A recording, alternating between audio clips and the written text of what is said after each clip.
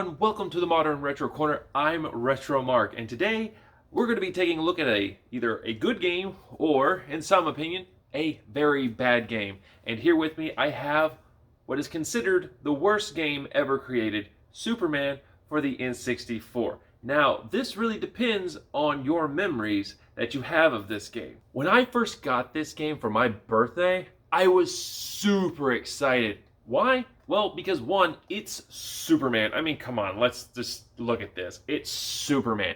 And second, this would be the first time ever we were able to control Superman while flying. I mean, how freaking awesome is that? Well, it seems like some of you out there have mixed feelings about this game, and I'm going to share with you some of my memories that I have about it. And we're also going to try and figure out where it went wrong.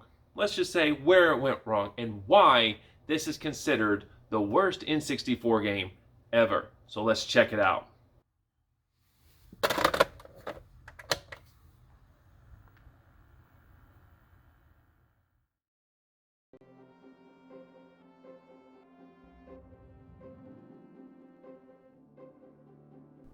The first thing we are introduced to starting a new game is Lex Luthor has trapped Superman's friends in a virtual world that he created. How or why is never explained, but you have to stop him by entering the virtual world yourself. This is where you're introduced to flying through rings, and to quote one follower, "Those rings! Those goddamn rings!" This is the most hated part of the game, and most people feel that this is a waste of time and very difficult to maneuver Superman around in. The rings that you must fly through are shaded green, and you can only miss 3 rings before you have to start over.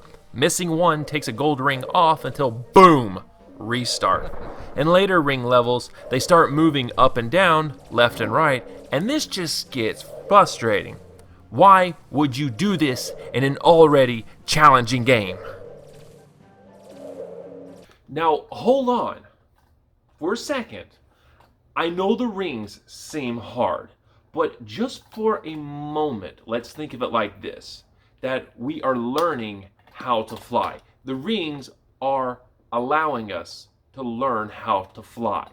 Still not convinced? Okay, so even now, I'm not really having any difficulties going through the rings. Now, don't get me wrong. Now, there are some pretty sharp turns and making some of these rings difficult to get. But really, this was to give you the feeling that you were flying like Superman. Okay, hold on. Let me show you something that I think will help you out here. Back in the main menu, let's go to Options. Let's go all the way down until we see Normal Mode. Switch it to Easy Mode. Yeah, there's a Superman mode, and no, I haven't played it on that difficulty. So, once you hit Easy Mode, go back and start a brand new game. In short time, your fate will be sealed, Superman.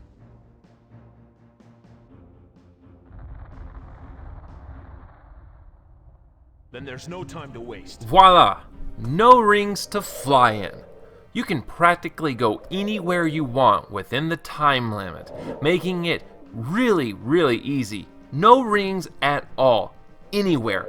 And once you've reached your destination, there is a huge Superman emblem just waiting for you to touch.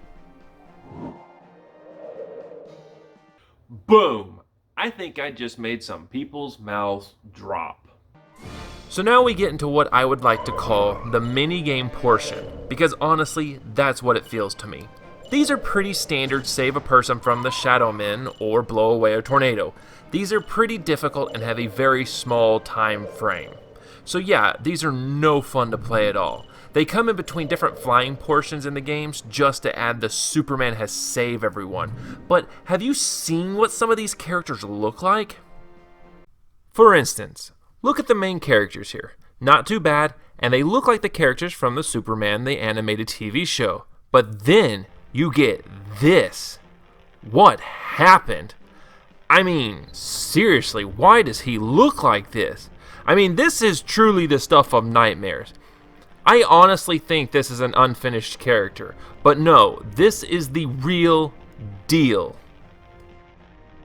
The worst part about these minigames is that in later parts there are mine carriers that drop mines everywhere, and finding them is one of the most difficult things you can do in this game. Why? Because they fly in different heights in the air, and the only way to find them is by listening for the drop of the bombs, but even then, that doesn't work, and add in the timer with that, and it's over before you know it. Once you have beaten the ring segment, you will come to a red ring, and it will allow you to save your game. Now, I hope you're ready for this, because this is where the platforming segment comes into play. This looks like a job for Superman. There are 7 levels for you to traverse, if you can overcome the difficult controls and the useless powers, that is. The controls are by far your worst enemy when it comes to this platforming. I can't explain it very well. It's more like I hope to God it works than just frustrating controls. The camera is awful in tight spaces, and the jumping is probably the worst I have ever seen. To jump, you press R, but you have to be at least a foot away from the edge to jump, and to get to another part of the level. If you are too close, then Superman will jump backwards. It's messed up, and I can't really explain it.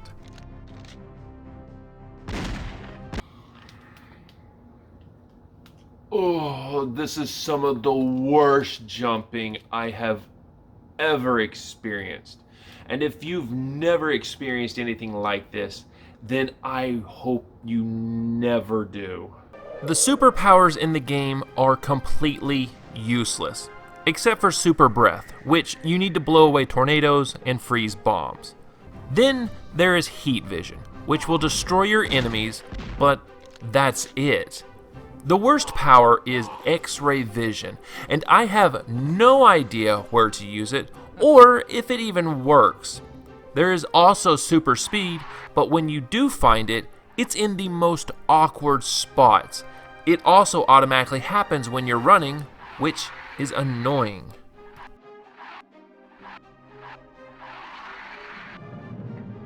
Okay, let's talk villains. They all come from the animated TV show, and they are all forgettable and very easy to beat. I mean, at the end of the levels, you have to beat them up. There is minor dialogue between Superman and the villains, but for the most part, you have a really awkward fist battle with the enemy, and there is no health bar to indicate how much damage you are doing to them. It is so robotic, and once you're done, they just run away. So, for the level designs, there really isn't much to say here. They do a good job of making it look like the TV show did at one point, but the awkward controls really mess everything up. Superman is a character that is designed to fly everywhere, so naturally, walking around in tight spaces is going to be difficult. Another thing that irks me is that every single box explodes. I don't get it. Why? I guess this is a virtual world and this is Lex's doing, but literally, Superman can and will get hurt by everything. Okay, let's stop for a second. Let's take all of this in. There has been a lot of negative talk so far about this game. So, when I played this as a kid versus how I'm playing it now as an adult, my feelings for this game have changed. That's because of the evolution of games themselves. Now, as an adult, I don't have the same feelings as I did as a kid for this game. Why? Because over the years, I have learned what makes a good game.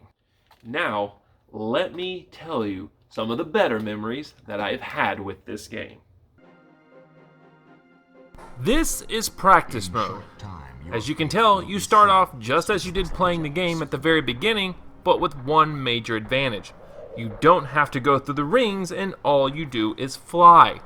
This is the most fun I've ever had with this game. Why? Like I said before, this was the first time we could ever make Superman fly. There was countless hours where I would just use my imagination and fly around zooming here and there. flying to the very top of Lex Tower until I couldn't, and then flying all the way down doing different flying maneuvers in my head. Yes, imagination.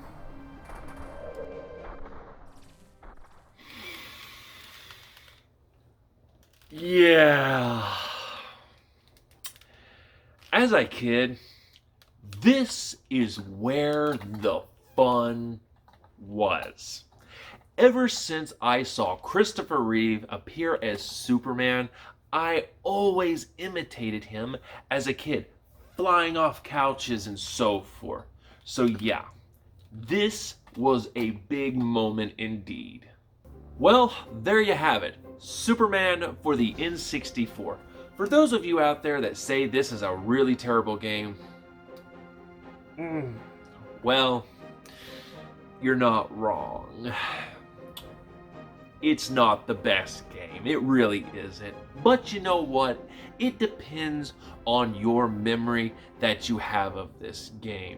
Today's standards, this game is really awful. But back when it first came out, it really depended on you as a kid. And if you're a big Superman fan like I am, I mean, honestly, the only thing that mattered to me in this game was the practice mode and flying. It wasn't the story. It wasn't, oh, hey, this game is terrible. When I first pick it up, I know it's going to be bad. No, all I thought was, hey, I am going to fly as Superman.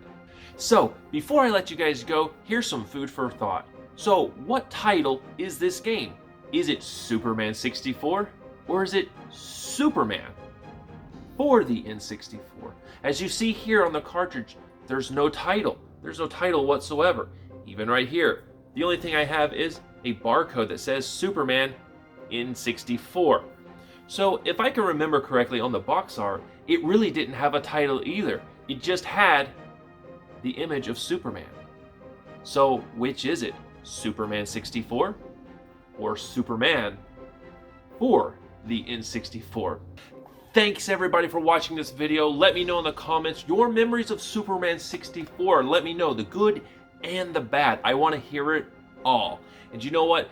Thank you for watching this video, guys. I'm RetroMark, and this is the Modern Retro Corner. I will see you guys in the next video. As always, thanks for watching, guys, and if you're new to the channel, check out the playlist on the right to see more adventures, and if you haven't seen my latest video, check it out on the left. Hope to see you guys on the next adventure.